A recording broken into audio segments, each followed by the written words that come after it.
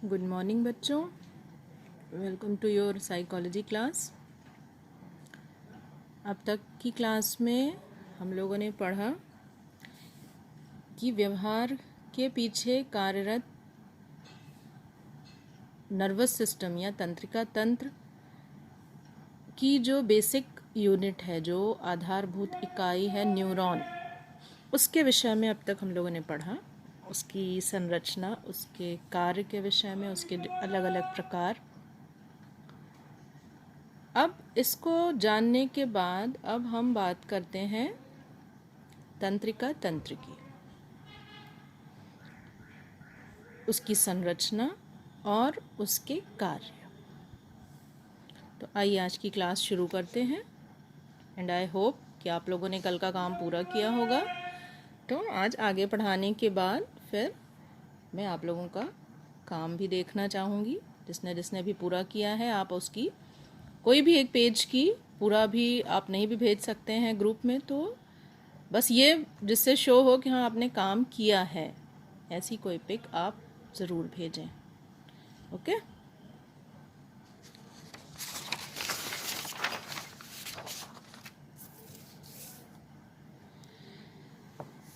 तो सबसे पहले हम बात करते हैं तंत्रिका तंत्र की संरचना की।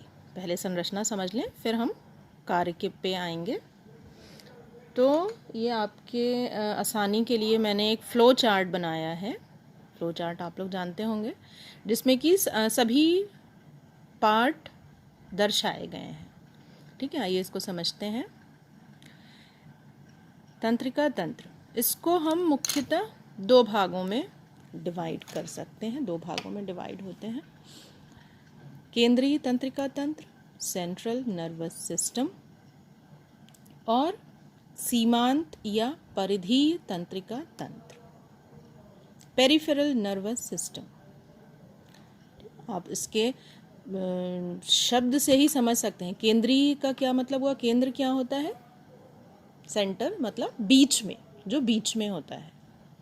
और परिधि आपने पढ़ा होगा, मैथ्स जब तक भी पढ़ी होगी तो उसमें, या जनरल, ये तो एक जनरल सा वर्ड है, परिधि यानी किनारा।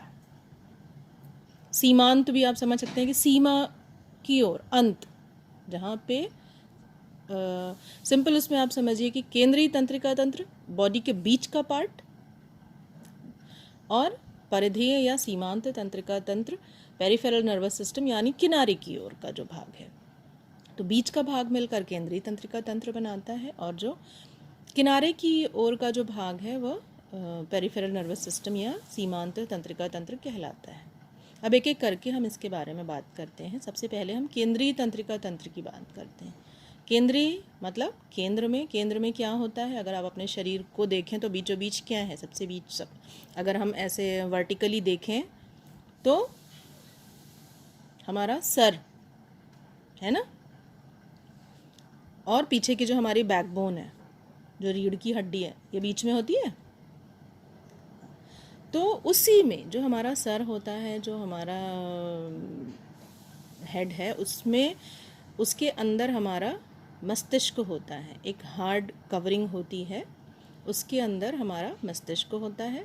तो सेंट्रल नर्वस सिस्टम या केंद्रीय तंत्रिका तंत्र में दो भाग होते हैं: मस्तिष्क यानी ब्रेन, और स्पाइनल कॉर्ड, जिसको कि हिंदी में सुषुम्ना कहते हैं या मेरु रज्जु भी कहते हैं। ठीक है, तो नाम से कंफ्यूज नहीं होइएगा। एग्जाम में स्पाइनल कॉर्ड, सुषुम्ना, मेरु रज्जु सब कुछ भी लिखा हो सकता है, लेकिन मेरा ये सजेशन है कि इस पार्ट में आप नाम जो है वो इंग्लिश में याद करने की कोशिश करें, क्योंकि आगे आप अगर इसकी और डिटेल में पढ़ना चाहेंगे तो जो भी बुक्स हैं उसमें ये नाम आपको इंग्लिश में ही मिलेंगे। ठीक है, मैंने हिंदी लिख तो दी है, लेकिन आप ये कोशिश करें कि आप इसको इंग्लिश में ही याद करें। स्पेलिंग्स नहीं भी याद होती हैं तो आप नाम को, इंग्लिश वाले नाम को ही हिंदी में लिखें। लेकिन जैसे आप मस्तिष्क ना लिख के ब्रेन लिखें। ब्रेन तो, मस्तिष्क तो फिर भी हर कोई समझता है, और आगे के जो वर्ड्स हैं, जो टर्मिनोलॉजी है, वो आप इंग्लिश वाली यूज़ करें तो बेहतर होगा। ठीक है, तो मस्तिष्क और सुषुम्ना। मस्तिष्क को समझने के लिए अगर हम इसको तीन भागों में डिवाइड कर सकते हैं: फोर ब्रेन, मिड ब्रेन और हाइंड ब्रेन, अग्र मस्तिष्क, मध्य मस्तिष्क और पश्च मस्तिष्क। ठीक है। अब अगर हम अग्र मस्तिष्क की बात करें तो अग्र मस्तिष्क में मुख्य दो भाग में हम इसको डिवाइड कर सकते हैं, सेरिब्रम और डायनसिफेलॉन। ठीक है, डायनसिफेलॉन, DIENCEPHALON,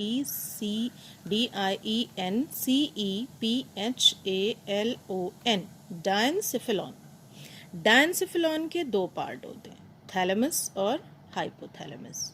ठीक है, अभी आप पहले स्ट्रक्चर समझ लीजिए, उसके बाद इन पार्ट्स का जो फंक्शन है, जो कार्य है, ये मैं आपको बताऊंगी। और उसके बाद दूसरा पार्ट है इसका सुषुप्ना। ठीक है, उसके बाद आते हैं पेरिफेरल नर्वस सिस्टम, सीमांत तंत्रिका तंत्र पे। इसको हम दो भागों में समझ सकते हैं, एक दैहिक तंत्रिका तंत्र या सोमैटिक नर्वस सिस्टम, और दूसरा स्वायत्त तंत्रिका तंत्र या ऑटोनॉमिक नर्वस सिस्टम। ठीक है,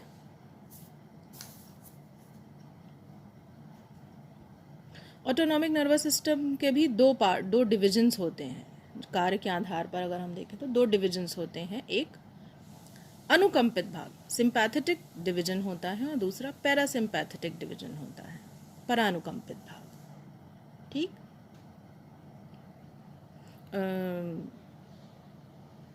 सॉरी, मस्तिष्क के इनके बारे में बताने में ये छूट गया था, पूरी हमने बात नहीं की थी। अग्र मस्तिष्क, फोर ब्रेन, जिसमें सेरिब्रम और डायनसिफेलॉन है। डायनसिफेलॉन के दो पार्ट्स हैं, थैलेमस और हाइपोथैलेमस।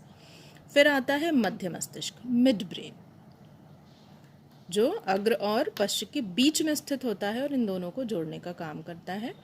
और थर्ड पार्ट इसका है हाइंड ब्रेन या पश्च मस्तिष्क, जिसमें ये तीन मुख्य भाग होते हैं, सेरिबेलम, मेडुला ऑब्लांगाटा और पॉन्स, CEREBELLUM, सेरिबेलम, और medulla MEDULA OBLANGATA, medulla oblongata, और तीसरा है पॉन्स। ठीक है, तो ये सेम चार्ट आप अपनी कॉपी में ज़रूर बना लीजिएगा, इससे आपको याद करने में आसानी होगी। मैं इसकी एक स्टिल पिक भी आपको सेंड कर दूंगी अभी ग्रुप में, उसको देख के आप अपनी कॉपी में सेम ये फ्लो चार्ट आप इसको बना लीजिएगा। ठीक है।